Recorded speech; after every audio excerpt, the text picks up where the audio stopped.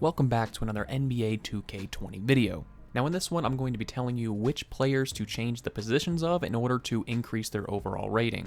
Now this isn't something that's needed or is really going to affect their overall stats or anything like that, but it is helpful for my league or my GM. The biggest use you're going to have from this is trading. So if you have way too many centers on your team and you want to bump a couple down to power forwards and increase their overalls from like 78 to 81, you're just going to get better trade offers for them.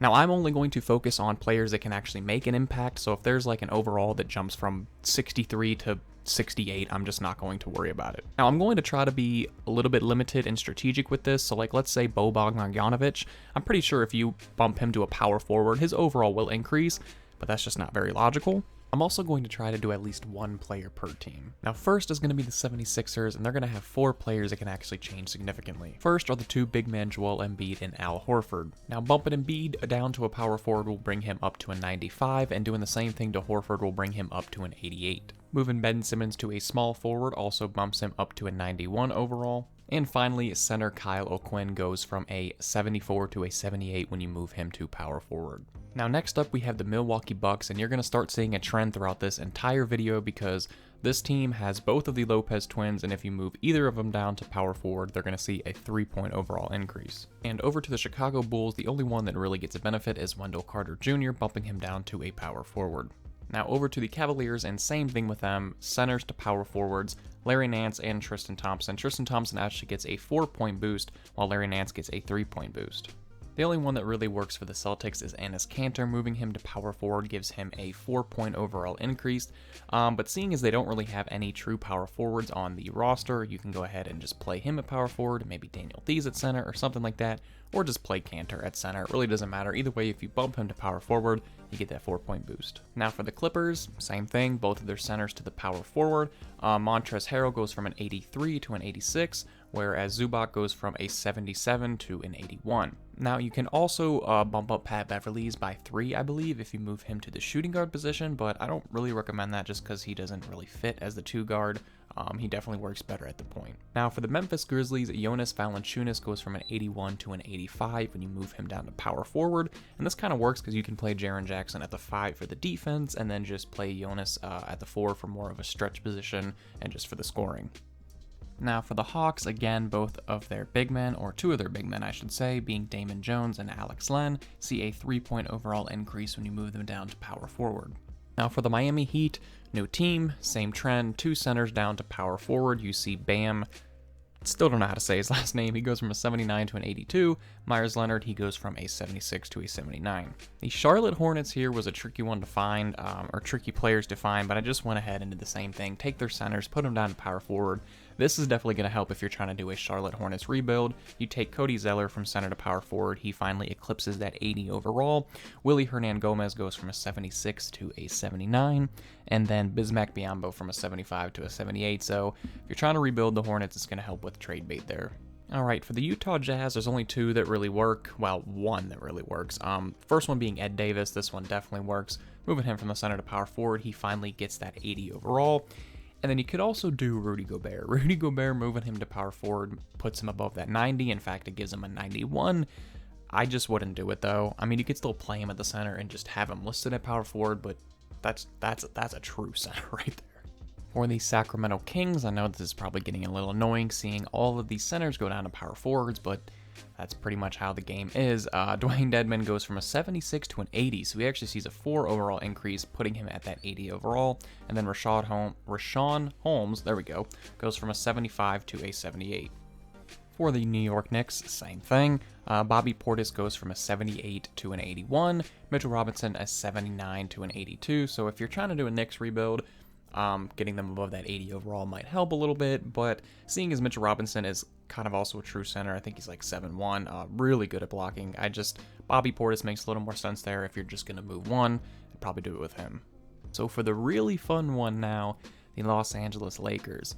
AD moving him to power forward, which is the logical one there because he's stated many times before he prefers to play at the 4 rather than the 5. He's going to go from a 94 to a 97. And then there are 3 more centers on this team that you can bump down to power forward to also get increase in overall stats. And seeing as this team is very center heavy, moving a 1 along with AD might not be a bad idea anyway. First one being Boogie, he goes from an 81 to an 84, Dwight goes from an 80 to an 83, and JaVale McGee goes from a 79 to an 83, so he actually gets a 4 overall increase. Now for the Orlando Magic, if you're going to do a rebuild here, I think the best one would be moving Vucevic to the power forward position. He goes from an 86 to an 89, or if you just want to play as the Magic roster as is, you could move Aaron Gordon down to the 3, definitely for 2K, and play Vucevic at the 4, and then you can run Mo Bamba at the center, have a super big lineup there with Aaron Gordon, Vucevic, and Mo Bamba being your front court, so that's a pretty massive team. For the Dallas Mavericks, there was only really one that worked, and again, it's a center to power forward, this one being Dwight Powell. Moving him to power forward gives him an 80 overall. However, this does kind of work out because you could then play him at the 4 and then play Porzingis at the 5 since he is 7'3", and that would definitely work out, and that way you would have a nice kind of rounded out team for your starting 5. On to the Brooklyn Nets, no surprise, more centers getting moved around. Two of them, both could be potential starters. I'm assuming only one of them, though, when KD's healthy. I think he would probably start at the 4. I'm not sure how that starting lineup's going to go. But either way, DeAndre Jordan and Jarrett Allen, moving them to the power forward. DeAndre Jordan gets a 4-point boost from 81 to 85. Jarrett Allen a 3 from a 79 to an 82. Now, you could also do a lineup of Kyrie, Joe Harris, and KD as your first 3 and make those your really only offensive weapons, and then run a power forward with DeAndre Jordan and center with Jarrett Allen and just completely have them dominate the paint on defense and see how that works, which would be very interesting. The Denver Nuggets has 2 position changes, and this is actually my favorite team. And go figure, my favorite team finally breaks the pattern of just power forwards. Well, one of them is going to be, we have Mason Plumlee. He goes from a 77 to an 81, gets a nice 4-point bump there. And Malik Beasley, moving him from the shooting guard position to small forward, gives him a 3-point boost to round him out to a nice 80 overall. On to the Pacers, both of their big men. Again, both of these make sense, though, with Sabonis and Miles Turner, moving them to the power forward. Both of them could easily play a nice stretch 4, and then the other could just play the 5, so either one works. Miles Turner gets an 82 to an 85 change, while Sabonis gets an 81 to an 84. For the Pelicans, I had a really hard time. None of them really worked. Zion gets like a 1-point boost, I think, if you move him, but nothing to make a serious change. The only one that did was Jahlil Okafor. Moving him to power forward gives him a 76 to 79 boost, although that's not his position. He's definitely more of a true center, an offensive guy. But if you're trying to kind of play a Pelicans rebuild and use Okafor as trade bait, it's going to help a little bit. For the Pistons, this one's just not going to make sense, but it's the only one that works. Andre Drummond, moving him to power forward, he gets a 4-point boost from an 86 to a 90. So again, if you're trying to do a Pistons rebuild and you wanted to trade Drummond and not build around him, or trade both, just completely dismantle the team, having a 90 overall to trade is definitely going to be a lot better than an 86. So for the Toronto Raptors, we have Marc Gasol that goes from an 82 to an 85, and Serge Ibaka 80 to 83. Now, personally, I think the more logical one would be Ibaka, since he's started his career as a power forward for sure.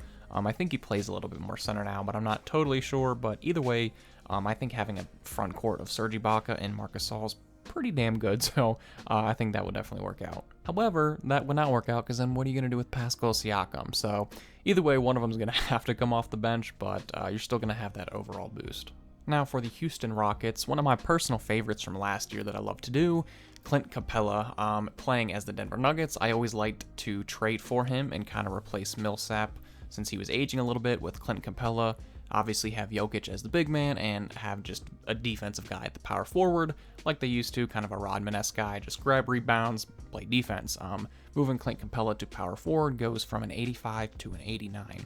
And moving PJ Tucker down to small forward bumps him all the way up to an 82 overall. Spurs are another one that just none of them really made sense, and the only one I could really find was Jakob Poeltl. Moving him from center to power forward, he goes from a 77 to an 80.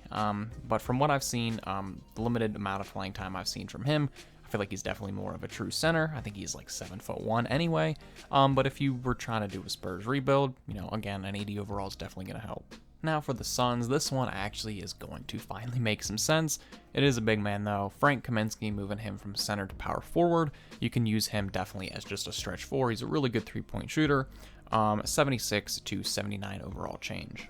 Now for another interesting one, the Oklahoma City Thunder. I thought about doing a Thunder rebuild. I'm not sure what team I'm leaning on towards yet, but the Thunder are definitely one of the contenders because they have a lot of pieces that you can move for trade bait that change. One of them being Steven Adams. Now, I know moving him to power forward makes no sense at all, but for 2K trade terms, hey, it makes sense.